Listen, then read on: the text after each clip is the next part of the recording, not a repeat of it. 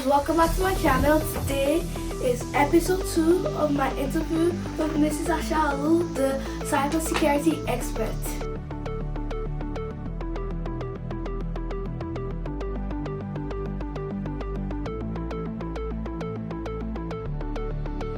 Welcome, Mrs. Asha Alu. Could I ask you a question?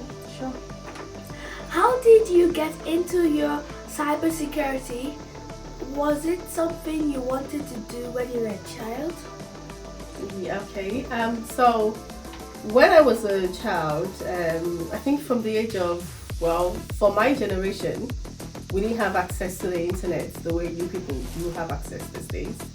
So I can say that the very first computer I had access to, I believe I was already in secondary school, and my dad brought a desktop to the house. So that was the first time I had access to a computer.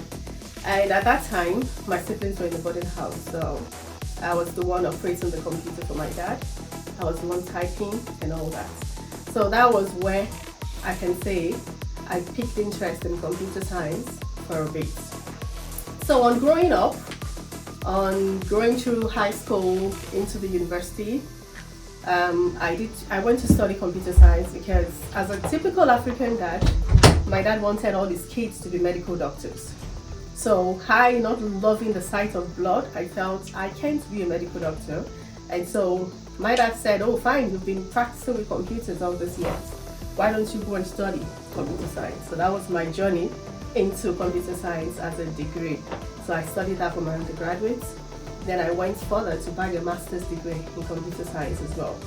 And that brought me to the UK, where I then decided to go into cybersecurity.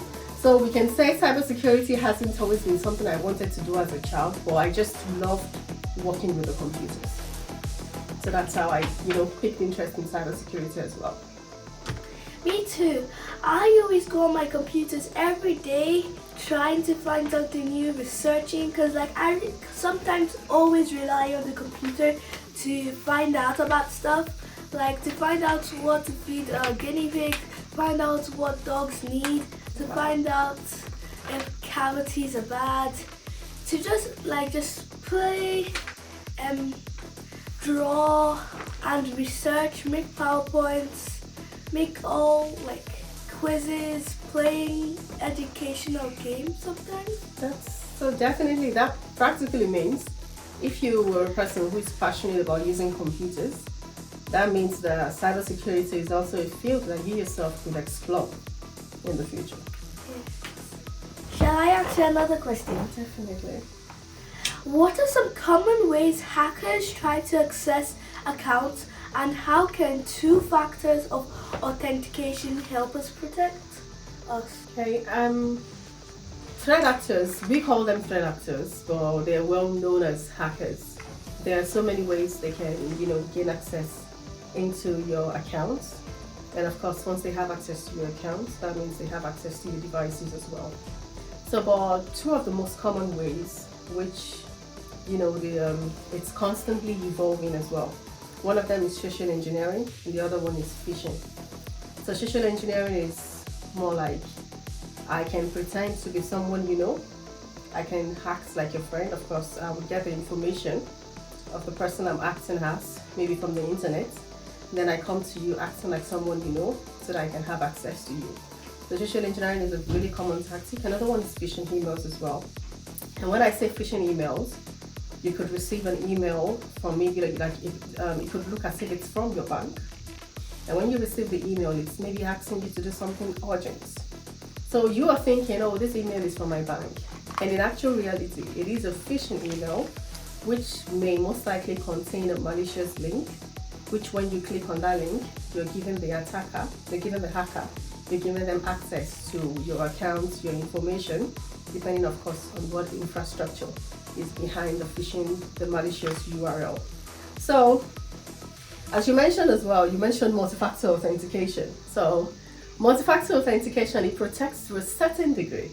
We won't go into that details today because even MFA can be bypassed, as I see constantly while working in the field.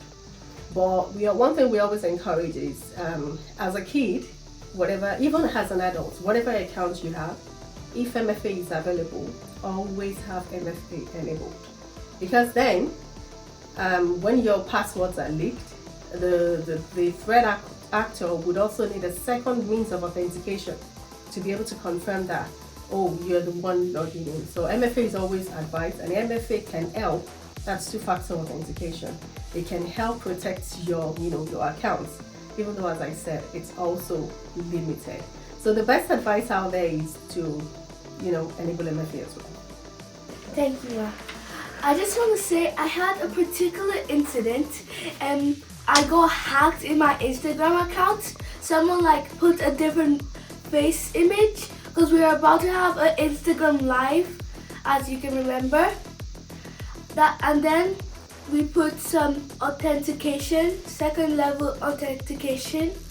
Hopefully they wouldn't do that. And if you haven't watched episode 1, please watch episode 1 before episode 2. So this brings me to the next question. How can you tell if a website or an email is a scam? And what are signs that kids and parents should look out for? Most particularly, threat actors, they usually have different motivations. Not all of them just want to hack for hacking's sake. Some of them, they want to hack for financial gains and things like that. So how do you now know which website is real or which is not real? That's your question, right? So when you go to a website, because most times hackers, in a bid to rush, they misspell their website. So for example, if I bank with Barclays, and I know that Barclays website would have Barclays, the right spelling. If an hacker were to send me maybe a phishing link, there could be misspelling there. So misspellings is something you can watch out for. Even in phishing emails, most emails from companies are professional, but when you see a malicious email, sometimes you notice that their spellings are badly. There's always misspellings in their words. Another thing you can look out for is if a website is newly registered.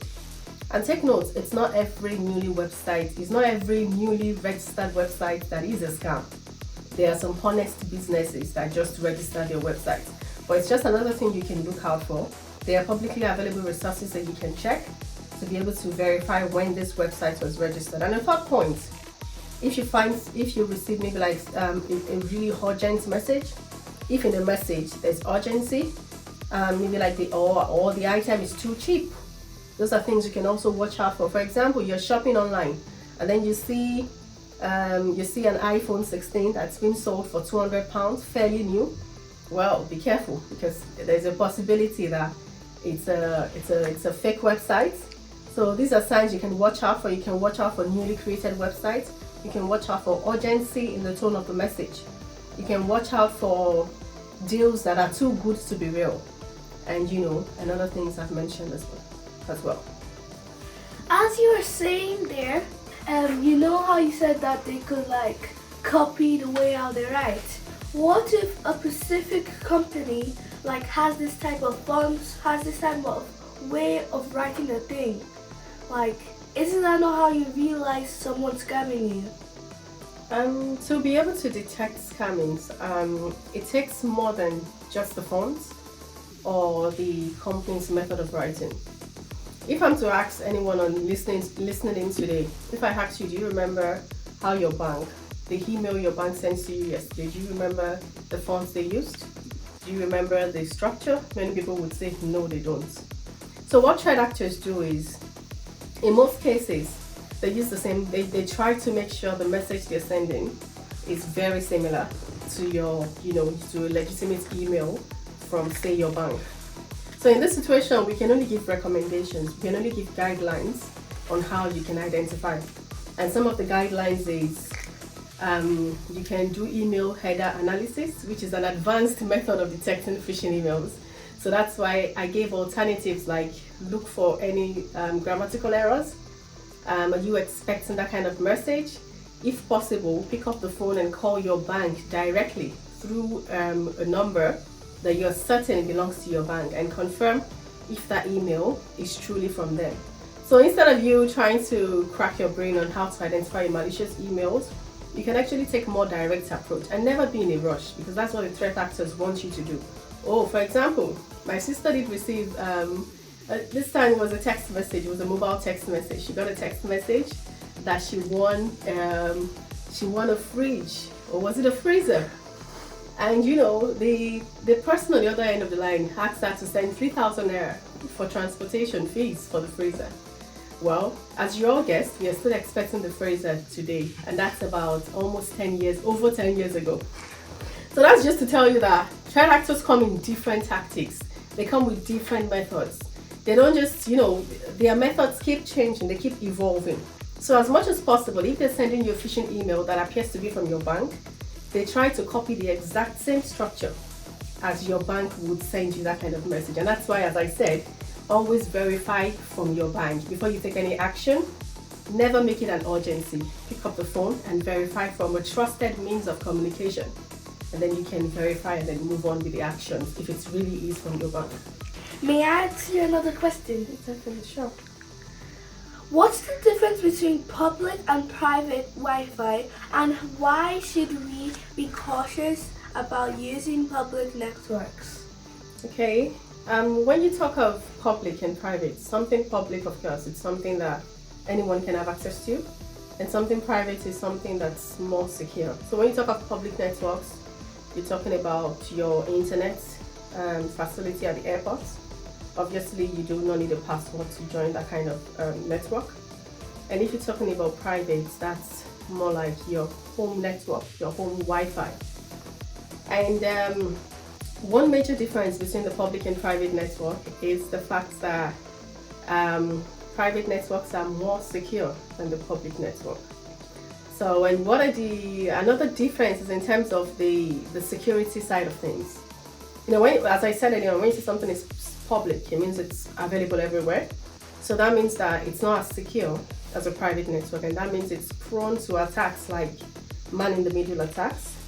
So what man-in-the-middle attack means is, okay, for example, I'm communicating with you, and if someone is in the middle between us, the person can clearly hear what we are saying to each other, yes or no.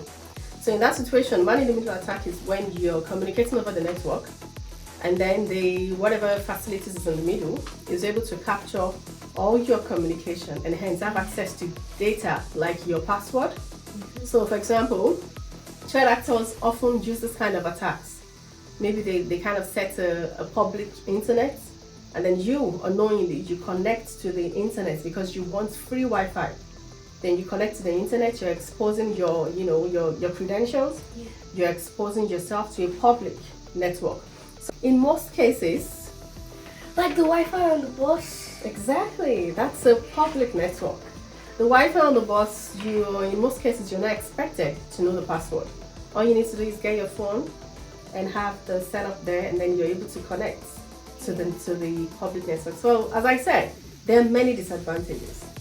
When you're on a public network, your credentials get exposed because it's not secure, unlike the private network. So another advice I can give is whenever you're on a public network, avoid logging into to personal accounts like your bank accounts. Avoid logging into any platform that you know your credential is valuable. So you don't use a public network for those kind of internet transactions. So once I've heard about a day when a man, like I think it was in the 90s, a man scammed a TV news. So basically just showed a masked man, like he hacked the network. So basically no one could watch the news, and I think like he hacked into the Wi-Fi of the news. Yeah. And like they never found out who he was till this day. Yeah, that's typical of threat actors. In that kind of situation, I did mention man-in-the-middle attacks. There is a possibility that, most companies, they make use of Wi-Fi, that's wireless internet. So depending on the range of that Wi-Fi, if for example the company is located in this room and someone from across the street can access the network, there are certain tools that the person from across the street can use if he or she has access to your network. So in that situation, the company could have put certain controls in place that would have safeguarded against that kind of, attack that you mentioned? I remember a time when I had this game, me and my sister. Yeah. I couldn't update it because I had to delete apps on my iPad, and I didn't want to do that. I remember this time I had this game, and I played it a lot with my sister, but then I stopped playing it because I couldn't update it, because that meant I had to delete some games, and I didn't want to delete any games. So basically, I left it unupdated for a very long time, like for a year or so, or half a year. Is that bad? That's very bad. So that takes me to this question. Okay. How do computer viruses spread, and why is it important to keep apps and games and devices updated? Okay, so for computer viruses, we all know that when you see a computer, it's composed of two components, and that's you have your software and you have your hardware devices. So hardware is devices that you can touch, and softwares are like your applications, like you mentioned, the game you said you left unpatched for a very long time. So the same way, viruses can spread either through softwares or through hardware. So software, as an example, would be if I send you a phishing email that has a malicious link. Maybe once you click on the link, it could have an executable that automatically gets installed on your devices, and that could give the threat actor a way to control your device, as we've seen on so many attacks around the world. So in terms of hardware as well, viruses can be spread through hardware as well. So for example, someone intentionally takes a USB device and then saves malicious, documents on the USB device. And then you unknowingly take the USB device and then you plug it to your computer. And then you're trying to scan through the files. And then you open the malicious executable, then your device becomes, infected with the virus. So to your next question on why is it important for us to keep our devices patched? I always cite this example like, okay, when your doctor gives you a new advice and says, oh, stop eating too much sugar, what do? You try to follow your doctor's orders. So the same thing, all the softwares, your applications you're using today, they have a manufacturer. And it is the manufacturer's duty to keep on improving, to keep on getting better. And take notes, even for games, they don't only develop new games. There are times when, while playing a game, they could discover some vulnerabilities. What do we call vulnerabilities? That's weaknesses that threat actors could take advantage of. And as a manufacturer of the game, or as a software developer, it is your duty to ensure that your softwares are, updated, and that your users are secured against those types of attacks. And that's where patching comes in. And that's why whenever manufacturers or companies release updates to their softwares, it's of paramount importance that you do what? You install the updates. Because as I said, the updates could be to repair a fault that was discovered, or that's newly discovered, or it could be an update to give your game or whatever the software is better performance. Thank you. That brings me to my final question. Okay. Why is it important to think carefully before posting online, and how can families support each other in fostering positive online behavior? Okay, one general thing that I always say is behind that device, behind that social media account is a person. So if you're going to respond to a post or put up a post, always be conscious of the fact that you're not posting to a tree, you're not posting to a phone, you're not posting to a device, you're actually posting to a human being. So the general advice is online behavior, always try to, be considerate. Don't, there's something we call cyberbullying that's common these days. And one thing we always encourage is parents should, teach their kids to be able to, act in the proper way and not be a cyberbully. So whatever you do online, be conscious of the fact that the person on the other side is a human being, just like you are. Thank you for that answer. You're welcome. So you know how people be bullying? Why would don't they know that like they're sending it to a lot of people? If they're bullying, if they get caught by people, like caught by professional service, what will happen to them? Officially, cyberbullying cannot really be considered a crime at that. And in some cases, it's really bad because, cyberbullying could lead to lack of self-confidence. It could lead to, so many other issues along the line. So one thing that's one, recommendation I could give in that regard is, as much as possible, for parents who do not have any choice but to put their kids on the internet, they could take actions like blocking accounts. So for example, if you have a particular account that bullies your child online, don't go after the followers. Don't say because you want to have thousands of followers. The moment you notice this person is cyberbullying your child, just go ahead and and block the account. So actions like that, parents can take actions like that to be able to protect the child against cyberbullying online. Thank you, Mrs. Ashal. I really enjoyed learning about cybersecurity. Hope you guys learned how to keep yourself safe online and have a good day. Bye!